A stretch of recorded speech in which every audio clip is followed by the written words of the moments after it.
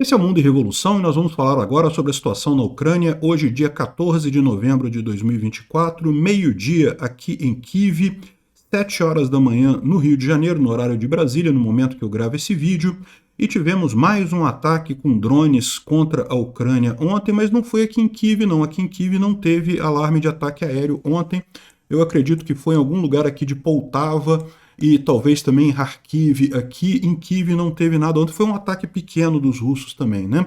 Os russos tiveram uma má notícia com o desabamento de uma ponte aqui em Jankoy, tá? Uma ponte que já tinha sido enfraquecida por bombardeios ucranianos.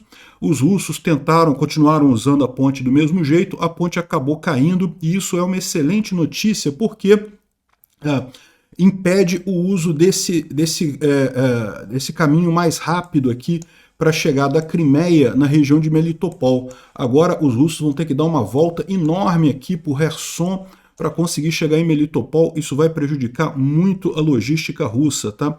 E a ponte vai ter que ser totalmente reconstruída pelo que eles estão vendo ali, né?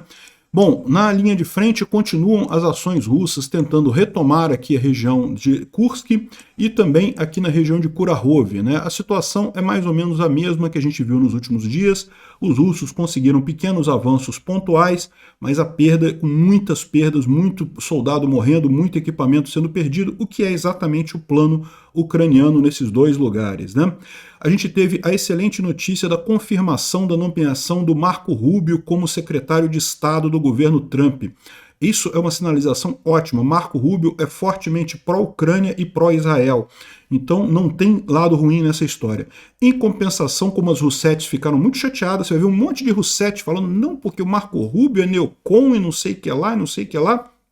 Você vai ver um monte de Russetti chateado aí. Parece que para compensar isso, o Trump indicou a Tulsi Gabbard, que era uma democrata lá do Havaí, que se bandeou para o lado dos republicanos, e é Russetti pra caramba ela, e ela vai ser a secretária de inteligência do governo Trump, né? Isso é uma coisa preocupante, sem dúvida, mas foi a forma do Trump meio que compensar as Russetti no governo dele, o que dá uma boa dica, o que eu falo para vocês. Essa ideia de que o Trump seria 100% Russetti, já está morta essa ideia. Pelo menos algumas decisões favoráveis à Ucrânia ele está tomando. Vamos ver quando começar o governo dele propriamente dito, né? Vamos falar sobre esses e outros assuntos em detalhes. Essas notícias foram sugeridas por Minarquistão, Coisa e Tal e não sei o que lá, e várias outras pessoas. Obrigado aí ao pessoal que sugeriu notícias lá no nosso site, no wrevolving.com, e obrigado a você que está assistindo o nosso vídeo. Se você gosta do nosso conteúdo, por favor, deixe o seu like e se inscreva aqui no canal, né? Pois bem, então falando aqui sobre o uso de drones, foi um ataque com um total de 59 drones contra a Ucrânia de ontem para hoje. 21 deles foram derrubados pela defesa antiaérea e 38 por sistemas de guerra eletrônica, de forma que 59, deu 59 aqui, ou seja, todos foram derrubados no final das contas. Por isso que eu não ouvi, quer dizer, se tivesse chegado aqui em Kiev eu teria ouvido, porque eles ligam o alarme aéreo mesmo quando estão tentando derrubar os drones ainda, né? Mas não teve nada aqui em Kiev ontem, foi um dia muito tranquilo. Eu ontem aproveitei o dia para conhecer as catedrais aqui perto da praça aqui onde eu estou, e são catedrais lindíssimas, a Catedral de Santa Sofia e a Catedral de São Miguel, ambas próximas aqui do centro de Kiev. Depois eu vou botar um vídeo lá no Diários da Quarentena. Infelizmente eu estou com a edição dos vídeos toda atrasada aqui, mas eu vou colocar lá. Muito legal o meu passeio, né? Bom, falando sobre a ponte lá na Crimeia, né? Então, como vocês podem ver, aqui na região de Jankoy, uma ponte desabou aqui, próximo de Jankoy, essa ponte sobre esse rio aqui, né? Na verdade, a ponte rodoviária, tá? Aqui está colocando como se fosse ferroviária, mas foi a ponte rodoviária. Então, na verdade, não é essa ponte aqui, é essa ponte aqui que desabou aqui em Jankoy, né? Dá para ver aqui, estava passando um caminhão muito pesado, carregando equipamento pesado, e a ponte desabou, né? E o desabamento dela se deu porque ela já tinha sido bombardeada antes pelos ucranianos, ela já estava fragilizada, mas os russos continuavam usando porque era uma ponte muito importante, né? Está aqui o pessoal preparando o conserto dela e coisa e tal, e eles mostrando aqui que agora, como essa ponte foi interrompida, os russos vão ter que fazer um caminho enorme aqui, dar uma volta enorme para fazer essa passagem aqui, para poder chegar nesse ponto aqui, né? Então, realmente vai dificultar muito a logística russa aqui nessa região devido à interrupção dessa ponte. Isso é uma coisa positiva para a Ucrânia no final das contas. Mas a ponte caiu justamente aquilo que eu falo. Às vezes o tiro, né, às vezes o bombardeio com o Storm Shadow ou com o HIMARS não destrói a ponte completamente, mas ela fica fragilizada, e daí se os russos tentarem usar ela para transportar alguma coisa pesada, acaba desabando. Foi o que aconteceu aqui, né? Bom, os russos tentaram mais uma vez furar a defesa da 79ª Brigada próximo de Kurakhov, então continuam as ofensivas russas ali em Kurakhov. Está aqui mais um monte de tanque sendo destruído pela 79ª Brigada Ucraniana, ou seja, os russos não conseguiram avançar aqui, foram destruídos nessa tentativa de ataque, e né, a gente mostrando aqui as ações ali na região, né? Também tem aqui esse mesmo vídeo aqui com a explicação falando aqui, ó, os ocupantes tentaram novamente furar o bloqueio das defesas da 79ª Brigada em Kurakhov, mas o fogo foi rápido e conseguiu extinguir os paraquedistas russos ali. É a tropa russa que está atacando ali, né? Artilharia, morteiros, ataques de drones, mísseis antitanques, explosivos, minas explosivas, enfim, isso criou um verdadeiro inferno em que os invasores não tinham como escapar. Esse vídeo da destruição dos tanques inimigos mostra a liquidação da infantaria russa ali, né? Então isso daqui é o pessoal comentando esse caso ali, né? Bom, então os pontos mais ativos aqui são justamente aqui em Kurakhov. A gente não vê nenhuma mudança aqui em Kurakhov, mas continuam os avanços russos por aqui, muita briga aqui na região. E o outro ponto é em Kursk. A invasão ucraniana em Kursk completou 100 dias hoje, né? E aqui, mais uma vez, os russos tentando avançar, tentando tirar os ucranianos lá de Kurakhov. Os russos botaram uma tropa formidável por lá, cerca de 50 mil soldados, estão tentando tirar as tropas ucranianas dali, mas não estão conseguindo, né? Então aqui, mais uma vez, uma série de russos sendo destruídos ali na região de Kurakhov, nessa batalha que acontece ali naquela região, né? 2 dias de assaltos ativos pelos russos não trouxeram para eles nada de bom. Centenas de perdidos ali, quase 3 dúzias de unidades destruídas de equipamentos, e nem uma única batalha com sucesso para a 80ª Batalha dos Marines da Federação Russa, né? Isso daqui é um aviso do próprio pessoal ucraniano, né? Graças ao esforço coordenado da 95ª Brigada do Exército Ucraniano, com a ajuda das unidades adjacentes, o Exército Ucraniano destruiu os inimigos nesse seu território. Então tá aqui, glória para a Ucrânia, e é isso daí. Ou seja, o importante disso daqui é que continuam os russos tentando avançar ali em Kursk e perdendo muito equipamento, perdendo muito pessoal. Eventualmente até conseguem avançar algum território, mas é muito pouca coisa, não faz muita diferença por ali no final das contas, né? O Emil Casterhelm, que é um especialista militar e também um comentarista de guerra, né, está dizendo aqui que a Rússia está avançando, mas também perdendo uma grande quantidade de homens e materiais no processo. Ele fala justamente aqui sobre Kursk e sobre Kurakhov, né? Em Kurakhov, os russos estão fechando em quase todas as direções a cidade de Kurakhov. Certamente vai haver um recuo das tropas ucranianas, a gente já mencionou isso daí, mas de qualquer forma o importante é que a técnica, a tática ucraniana, né, a estratégia ucraniana de atrito, de diminuir as forças russas, de matar muitos russos, de destruir muito equipamento russo, está funcionando nessa região. É isso que é realmente o importante aqui, né? A cidade em si não é algo significativo. E também aqui em Kursk, os russos renovaram seus ataques, tentando empurrar os ucranianos para fora da região, mas mais uma vez conseguiram até recapturar, a gente já tinha falado sobre isso, os vilarejos de Pogrebki e Plehovo, mas a situação em muitos vilarejos é incerta, ou seja, os russos avançaram muito pouco no final das contas e perderam uma grande quantidade de tropas ali. Segundo a Batalha de Kursk, está se tornando grande politicamente. A Rússia reportadamente colocou cerca de 50 mil tropas na área, inclusive elementos do VDV, que são os paraquedistas russos, a infantaria naval, os marines e regimentos de rifle motorizado, né? A Ucrânia está se defendendo com cerca de 20 mil a 30 mil tropas na direção geral ali de Kursk, né? E como 50 para 30 mil não dá vantagem de 3 para 1, é muito pouco provável que os russos consigam de fato tirar os ucranianos de lá, né? E os russos disseram claramente que não vão iniciar nenhuma negociação enquanto a Ucrânia não for retirada de Kursk. Isso os torna presos num framework, numa posição rígida do ponto de vista político, né? E esse era o objetivo da Ucrânia, justamente evitar que a Rússia passasse a posição defensiva. Não, a Rússia tem que continuar atacando, porque enquanto a Ucrânia estiver em Kursk, os russos não têm como aceitar nenhuma parada de guerra nesse momento, né? Mesmo o Trump chegando lá e querendo fazer, por exemplo, um eventual congelamento de linha de frente, não tem como fazer isso porque os russos não vão aceitar congelar a linha de frente agora que os ucranianos estão ali em Kursk, né? E com isso também você atinge o outro objetivo, de atritar as tropas russas ali na região. Bom, vendo os mapas do Polé-Volán aqui, eu adianto para vocês que não tem nenhuma grande novidade. Aqui em Kupiansk, os russos fizeram um pequeno avanço aqui, mas nada significativo.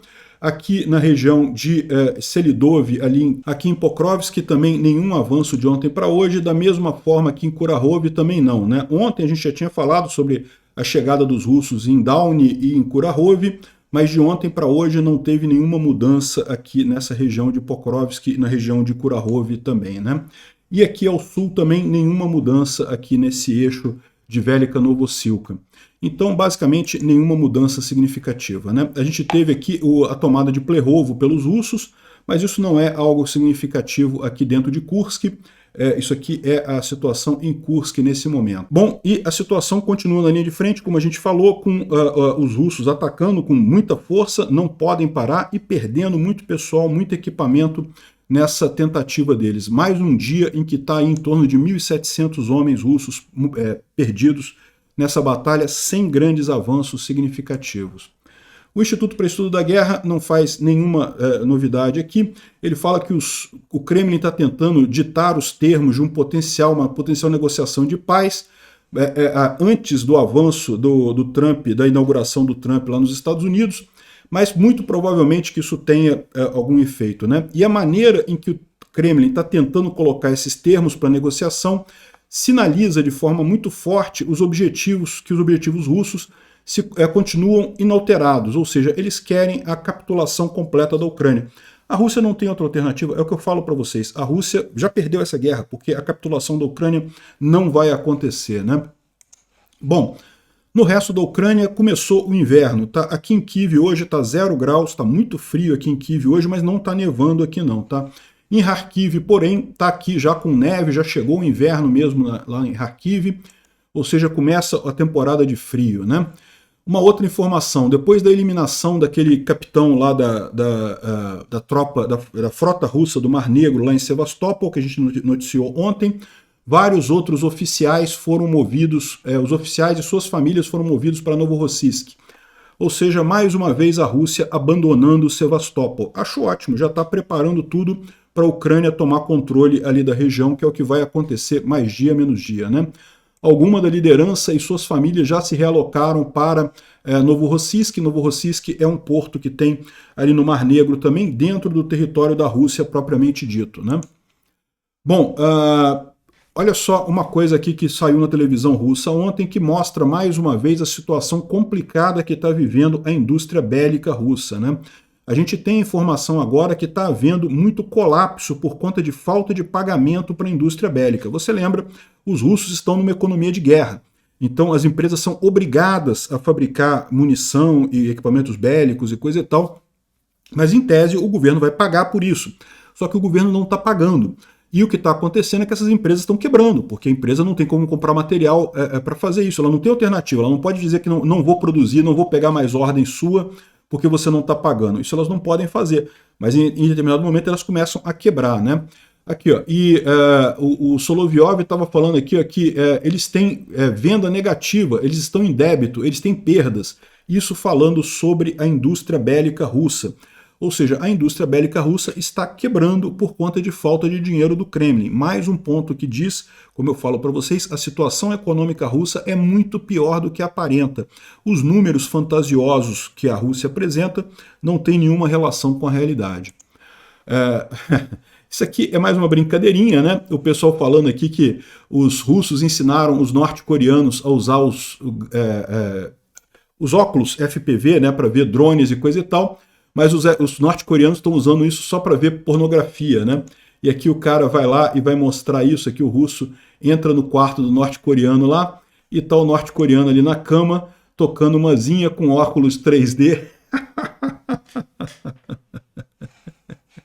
Eu vou te falar um negócio, cara, que tristeza isso. Bom, vamos à boa notícia do dia. O Donald Trump confirmou a nomeação do senador Marco Rubio como secretário do Estado, já está confirmado ele. Então, isso é uma excelente notícia, como eu falei para vocês, o Marco Rubio é pró-Ucrânia, é pró-Israel. Você pode ver que as Russetes já estão todas oriçadas. Ai, Marco Rubio não, um traidor no governo Trump, que Trump nomeou um traidor. Quem está falando que Marco Rubio é traidor, meu amigo, é Rousseff, está ganhando dinheiro dos russos. Pode ter certeza, porque o Marco Rubio é uma excelente escolha, ele é patriota, ele é americano, ele é pró-Trump, sempre foi pró-Trump, mas ele não é a favor da Rússia. Aí as Rousseff estão tudo oriçadas. Não, que Trump colocou um traidor dentro do governo e coisa e tal. Traidor coisa nenhuma. Marco Rubio é uma excelente escolha, é pró-Ucrânia, é pró-Israel, fortemente pró-Ucrânia, fortemente pró-Israel. Então, é isso daí, né? Por isso que o pessoal está chateado, por isso que as Russettes estão chateadas com ele aí, né? Vai ser excelente para a Ucrânia. O próprio Marco Rubio já deixou uma declaração aqui dizendo que dirigir o Departamento de Estado dos Estados Unidos é uma enorme responsabilidade. Me sinto honrado pela confiança que o presidente Trump depositou em mim. Como secretário de Estado, trabalharei diariamente para levar a cabo sua agenda política exterior. Secretário de Estado americano é o ministro das Relações Exteriores, então é a peça fundamental nessa política do Trump para a Ucrânia e para Israel. Como também temos no Departamento de Defesa um ministro fortemente pró-Ucrânia, eu não tenho dúvida nenhuma a essa altura que o governo Trump vai ser muito melhor para a Ucrânia do que se imaginava. Eu não sei se vai ser muito bom para a Ucrânia, mas que vai ser melhor do que se imaginava, sim. Aquele papo de cortar totalmente a ajuda para a Ucrânia, acho muito pouco provável no final das contas, né? E como as Russettes estavam chorando muito, parece que o Trump nomeou a Tulsi Gabbard, que é uma Russette de carteirinha. Essa daí certamente está na folha de pagamento dos russos. Ela é democrata, tem umas posições moderadas razoáveis. Infelizmente, a posição dela no que tange a Rússia e a Ucrânia é a pior possível. Ela é totalmente Russette. E o Trump nomeou ela para secretária de segurança. Isso é algo ruim para a Ucrânia, não vou dizer para vocês, mas me parece que é justamente o que está acontecendo dentro da administração Trump. É o Trump fazendo ali uma negociação com o pessoal pró-Rússia, com o pessoal Rousseff. Olha, tudo bem, eu vou botar o Marco Rubio na Secretaria de Estado, que é a peça principal, mas vou dar para vocês aqui a Secretaria de Inteligência americana, né? Que, diga-se de passagem, vamos combinar, é uma agência que já tem atuado a favor da Rússia há muito tempo. Por exemplo, a gente tem aqui a informação de que a CIA achou que o Putin iria invadir rapidamente, conquistar rapidamente a Ucrânia. E por isso os russos fizeram a invasão. Olha só o que a gente fica sabendo agora. Essa investigação aqui do Intercept, não do Intercept Brasil, tá? Do Intercept lá nos Estados Unidos. Eles investigaram que o Putin teve acesso a um relatório da inteligência americana que dizia que se o Putin invadisse a Ucrânia, como o Putin invadiu, né, através do norte ali e também através do leste, que o governo do Zelensky ia se desmanchar e que o Putin iria conquistar a Ucrânia rapidamente. E quando o Putin teve acesso a esse relatório, isso confirmou para o Putin as informações dos relatórios que ele tinha da inteligência russa, que a gente já explicou que foi o grande erro do Putin, né? O Putin tinha um monte de relatórios dizendo que se ele invadisse, os ucranianos estão a favor da Rússia, os ucranianos iam imediatamente abandonar o Zelensky, o governo da Ucrânia, iam declarar apoio à Rússia e não sei o que lá, é só botar o pé na porta que a Ucrânia iria desabar. O Putin tinha esses relatórios da própria inteligência. Mas o Putin não é tão burro assim, o Putin é um cara da inteligência russa, ele sabe que a inteligência russa tem a visão de criar relatórios cor-de-rosa. A gente falou sobre isso nos vídeos lá no início dessa guerra, né? Um monte de relatório cor-de-rosa, tudo dizendo que se a Rússia invadir a Ucrânia que vai ser mole, que Kharkiv dá para tomar no primeiro dia, porque todos os militares de Kharkiv falam russo, então são pró-Rússia. E sim, Kharkiv é uma cidade em que se fala principalmente russo, mas isso não quer dizer que eles sejam pró-russos, né? Ao contrário, eles são pró-Ucrânia muito fortemente, principalmente depois da invasão russa da Crimeia em 2014. Mas, né, os relatórios de inteligência da Rússia diziam que ia conseguir tudo fácil. Mas o Putin sabia que os relatórios internos dele são enviesados. Quando ele pegou um relatório da CIA, da inteligência americana, ele teve acesso a esse relatório como? É o que a gente fala, né? O governo americano aparentemente é uma peneira, só não vaza mais coisa que o governo brasileiro. O governo brasileiro não tem segredo para ninguém no mundo. O governo americano aparentemente também não, as coisas vazam todas por lá. A Ucrânia já parou de compartilhar com os americanos os planos de ataque, de contraofensiva, porque sabe que se compartilharem com os americanos, vaza para os russos em 3 segundos os planos deles, né? Enfim, o plano. Aí havia um relatório da CIA que eles fizeram aqui, ó, dizendo justamente que imaginavam que se o Putin invadisse a Ucrânia, que a Ucrânia cairia em 3 dias. E aí isso incentivou o Putin a fazer o ataque. Olha que coisa, né? Isso é o que está dizendo a matéria do Intercept aqui. A gente não sabe se isso é 100% verdade, mas eu diria que tem uma chance grande de ser verdade, né? Quando o Putin pegou um relatório da inteligência americana dizendo que se ele invadisse ele conseguiria tomar a Ucrânia, ele falou, então meus relatórios estão certos, vou fazer isso aqui. E se ferrou. Porque o Putin perdeu essa guerra, eu já expliquei para vocês. No momento que o Putin não conseguiu derrubar o Zelensky, não conseguiu tirar o Zelensky do poder, a coisa acabou, né? Eles não tem como conquistar. Qualquer coisa que eles fiquem agora no meio do caminho, eles estão perdendo.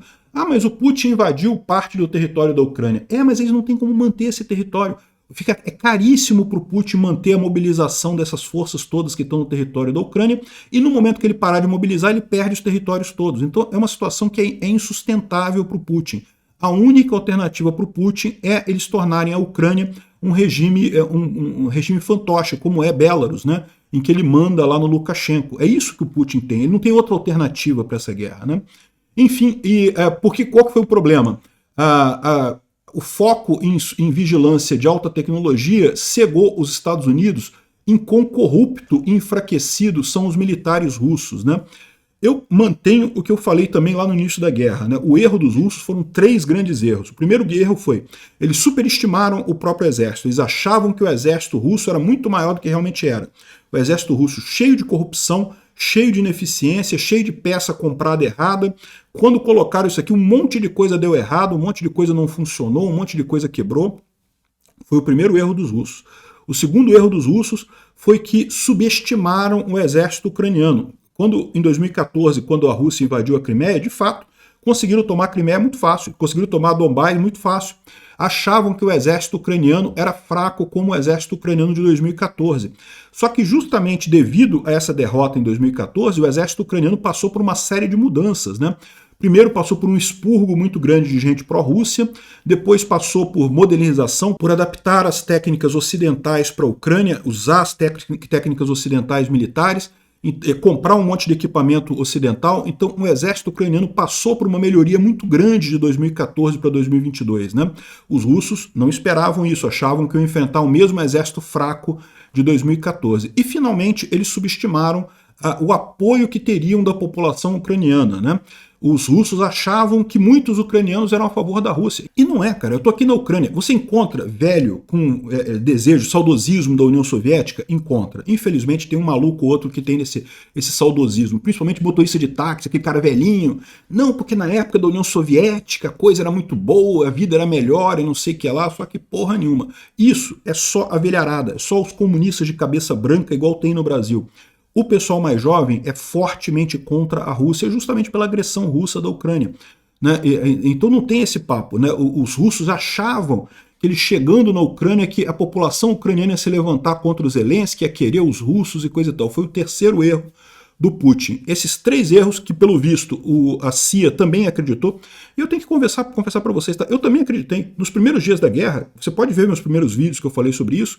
Infelizmente, eu sempre achei que o Putin estava errado, que a Ucrânia estava certa, que era uma vítima e coisa e tal, mas eu achava, até no início da guerra, que era uma questão de tempo. Ia ser alguns poucos dias e a Rússia iria tomar a Ucrânia toda. Qual não foi a minha surpresa quando eu comecei a perceber já nos primeiros dias que tinha dado problema, que não conseguiram tomar Kharkiv, não conseguiram tomar Rostomel, coisas que eram planejamento dos russos para o primeiro dia da guerra, né? Então, ou seja, isso pegou muita gente de surpresa. Eu posso dizer que fui pego de surpresa porque eu não sou especialista militar, né? A minha visão era uma visão de alguém que está de fora. A CIA ter cometido o mesmo erro que eu é vergonhoso, tá?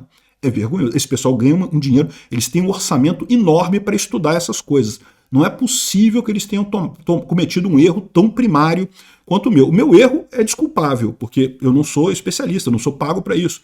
Mas o erro deles é vergonhoso realmente, né? Agora a gente sabe que pior do que isso, o erro da CIA contribuiu para a invasão da Ucrânia. Olha que coisa. Enfim, botaram a Tulsi Gabbard lá para comandar a inteligência americana. Eu não gosto, mas entendo que o Trump teve que fazer alguma concessão aí para as Russettes.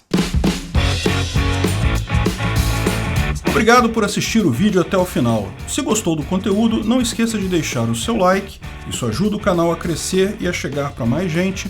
Se não gostou, deixe o dislike e explique nos comentários como podemos melhorar. Comente também sugestões de temas que podemos trazer por aqui.